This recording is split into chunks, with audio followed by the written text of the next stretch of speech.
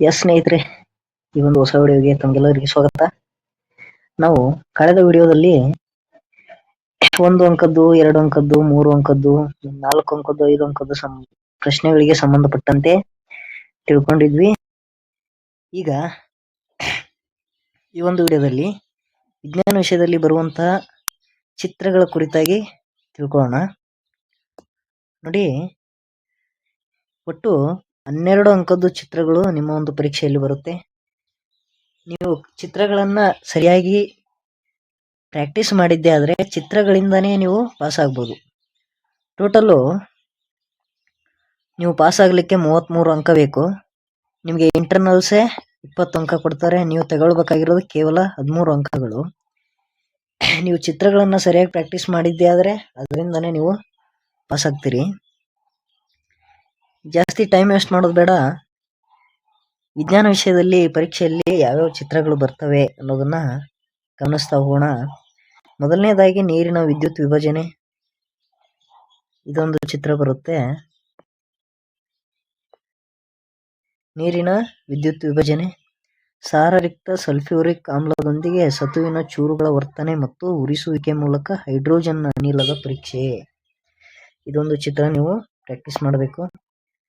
ನಂತರ ಲೋಹದ ಮೇಲೆ ಹಬೆಯ ವರ್ತನೆ, ಈ ಒಂದು ಚಿತ್ರ. ತಾಮ್ರದ ವಿದ್ಯುತ್ ವಿಭಜನೀಯ ಶುದ್ಧೀಕರಣ 4. ನಂತರ 5ನೇದು ತೆರೆದ ಮತ್ತು ಮುಚ್ಚಿದ ಪತ್ರರಂಧ್ರದ ಚಿತ್ರ. ನೀವು ಪ್ರಾಕ್ಟೀಸ್ ಮಾಡಬೇಕು, ಅದರ ಭಾಗಗಳನ್ನ ಸರಿಯಾಗಿ ನೋಡ್ಕೊಳ್ಬೇಕು. ನಂತರ ಮಾನವನ ಹೃದಯದ ನೀಳಛೇದ ನೋಟ, ಹೃದಯದ ಚಿತ್ರವನ್ನ ನೀವು ಪ್ರಾಕ್ಟೀಸ್ ಮಾಡಿ ಅದರ ಒಂದು ಭಾಗಗಳು ಎಲ್ಲ ಎಲ್ಲೆಲ್ಲಿ ಬರುತ್ತವೆ ಅನ್ನೋದನ್ನ ಕೂಡ ನೀವು ಪ್ರಾಕ್ಟೀಸ್ ಮಾಡಬೇಕಾಗುತ್ತೆ. ಈ ರೀತಿಯಾಗಿ ಭಾಗಗಳನ್ನ ಗುರುತಿಸ್ಬೇಕು. ನಂತರ ಅದಾದ ಮೇಲೆ ನೆಫ್ರಾನ್ನ ಚಿತ್ರ, ಮಾನವನ ಮೆದುಳಿನ ನೀಳಛೇದ ನೋಟ. ನಂತರ ಶಲಾಕಾಗ್ರದ ಮೇಲೆ ಪರಾಗದ ಮೊಳೆಯುವಿಕೆ, ಬಿಳಿ ಬಣ್ಣದ ರೋಹಿತದ ಪುನರ್ ಸಂಯೋಜನೆ. ನಂತರ ವಿದ್ಯುತ್ ಕೋಶ, ವಿದ್ಯುತ್ ಬಲ್ಬ್, ಅಮ್ಮೀಟರ್ ಮತ್ತು ಪ್ಲಗ್ಗಿಯೊಂದಿಗೆ ರಚಿಸಲಾದ ವಿದ್ಯುನ್ಮಂಡಲದ ರೇಖಾಚಿತ್ರ.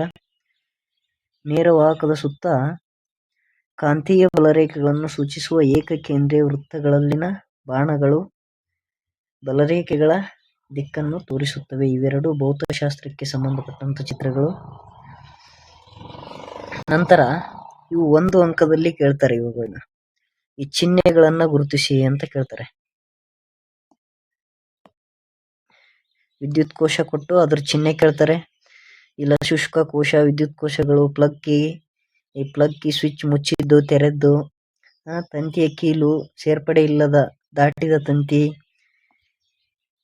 ವಿದ್ಯುತ್ ಬಲ್ಬ್, ರೋಧಕ, ಮತ್ತೆ ಪರಿವರ್ತದ ರೋಧ ಅಥವಾ ರಿಯೋಸ್ಟ್ಯಾಟ್, ಅಮ್ಮೀಟರ್, ವೋಲ್ಟ್ ಮೀಟರ್. ಇವಿಷ್ಟು ಚಿಹ್ನೆಗಳನ್ನ ನೀವು ನೋಡ್ಕೊಳ್ಬೇಕು. ಅಮ್ಮೀಟರ್ ಚಿಹ್ನೆ ಯಾವ ರೀತಿ ಇರುತ್ತೆ, ವೋಲ್ಟ್ ಮೀಟರ್, ರೋಧ, ಪರವರ್ತಿತ ರೋಧ, ವಿದ್ಯುತ್ ಬಲ್ಬ್, ಪ್ಲಗ್ ಕೀ ಮುಚ್ಚಿದ್ದು ಯಾವ ರೀತಿ ಇರುತ್ತೆ, ತೆರೆದ್ದು ಯಾವ ರೀತಿ ಇರುತ್ತೆ ಅನ್ನೋದನ್ನ ನೀವು ಸ್ವಲ್ಪ ನೋಡ್ಕೊಳ್ಳಿ. 1 ಮಾರ್ಕ್ಸಿಗೆ ಕೇಳುವಂತ ಪ್ರಶ್ನೆಗಳು. ನಂತರ ಇದು ಸರಣಿ ಕ್ರಮದಲ್ಲಿ ಜೋಡಿಸಿರುವಂತಹ ರೋಧಕಗಳು. ಇದರ ಕುರಿತಾಗಿ ಚಿತ್ರನಾದ್ರೂ ಬರ್ಬೋದು, ಇಲ್ಲ ಲೆಕ್ಕನಾದ್ರೂ ಬರ್ಬೋದು. ನಂತರ ಸಮಾಂತರವಾಗಿರುವ ರೋಧಕಗಳು, ನೋಡಿ ಒಂದಕ್ಕೊಂದು ಸಮಾಂತರವಾಗಿವೆ. ಇದು ಸಮಾಂತರವಾಗಿರುವ ರೋಧಕಗಳು ಪಕ್ಕ ಇದ್ರೆ ಅದು ಸರಣಿ ಕ್ರಮದಲ್ಲಿರುವಂತಹ ರೋಧಕಗಳು. ನಂತರ ನಿಮ್ನ ದರ್ಪಣದ ಮುಂದೆ ವಿಭಿನ್ನ ಸ್ಥಾನಗಳಲ್ಲಿ ಇರಿಸಿದ ವಸ್ತುವಿನಿಂದ ಉಂಟಾಗುವ ಪ್ರತಿಬಿಂಬದ ರೇಖಾಚಿತ್ರಗಳು. 5 ಅಂಕದ್ದು ಪ್ರಶ್ನೆ ಇದು. ಸರಿಯಾಗಿ ನೋಡ್ಕೊಳ್ಬೇಕಾಗುತ್ತೆ. ಇವೆಲ್ಲವನ್ನು ನೀವು ಡ್ರಾ ಮಾಡಬೇಕಾಗತ್ತೆ ಅಲ್ಲಿ.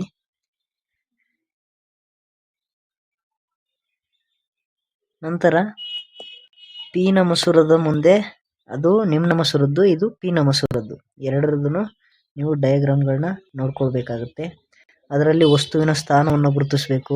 ಪ್ರತಿಬಿಂಬದ ಸ್ಥಾನ ಎಲ್ಲಿ ಇರುತ್ತೆ, ಪ್ರತಿಬಿಂಬದ ಗಾತ್ರ ತಲೆ ಕೆಳಗಾಗಿದೆಯೋ, ಚಿಕ್ಕದಿದೆಯೋ, ದೊಡ್ಡದಿದೆಯೋ, ಮತ್ತೆ ಮಿಥ್ಯ ಪ್ರತಿಬಿಂಬನ ಅಥವಾ ನೇರ ಪ್ರತಿಬಿಂಬನ ಅನ್ನೋದನ್ನ, ಸತ್ಯ ಪ್ರತಿಬಿಂಬನ ಅನ್ನೋದನ್ನ ಎಲ್ಲದರಲ್ಲೂ ನಾವು ಬರಿಬೇಕಾಗುತ್ತೆ. ಅದನ್ನ ಸ್ವಲ್ಪ ಸರಿಯಾಗಿ ನೋಡ್ಕೊಳ್ಳಿ.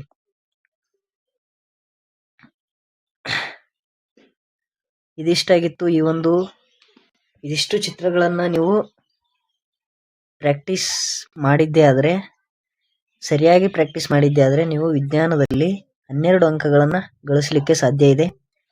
ಇನ್ನೇನು 61 ದಿನಗಳಷ್ಟೇ ಪರೀಕ್ಷೆಗೆ ಉಳಿದಿರುವಂಥದ್ದು. ಹಾಗಾಗಿ ಸರಿಯಾಗಿ ಅಭ್ಯಾಸ ಮಾಡಿ, ಪ್ರಾಕ್ಟೀಸ್ ಮಾಡಿ, ಬರೆದು ಪ್ರಾಕ್ಟೀಸ್ ಮಾಡಿ SSLCಯಲ್ಲಿ ಒಳ್ಳೆಯ ಒಂದು ಅಂಕಗಳನ್ನು ಗಳಿಸಿ. ಈ ಸಮಯ ಮತ್ತೆ ಬರೋದಿಲ್ಲ, ವೇಸ್ಟ್ ಮಾಡಬೇಡಿ ಅಂತ ಹೇಳ್ತಾ ಮುಂದಿನ ವಿಡಿಯೋದಲ್ಲಿ ಸಿಗೋಣ. ಅಲ್ಲಿವರೆಗೂ ಈ ಒಂದು ವಿಡಿಯೋನ ತಮ್ಮ ಸ್ನೇಹಿತರಿಗೂ ಕೂಡ ಶೇರ್ ಮಾಡಿ, ಲೈಕ್ ಮಾಡಿ, ನಮ್ಮ ಚಾನಲನ್ನು ಸಬ್ಸ್ಕ್ರೈಬ್ ಮಾಡೋದನ್ನು ಮರಿಬೇಡಿ ಅಂತ ಹೇಳ್ತಾ ಮುಂದಿನ ವಿಡಿಯೋದಲ್ಲಿ ಸಿಗೋಣ. ಅಲ್ಲಿವರೆಗೂ ನಮಸ್ಕಾರಗಳು.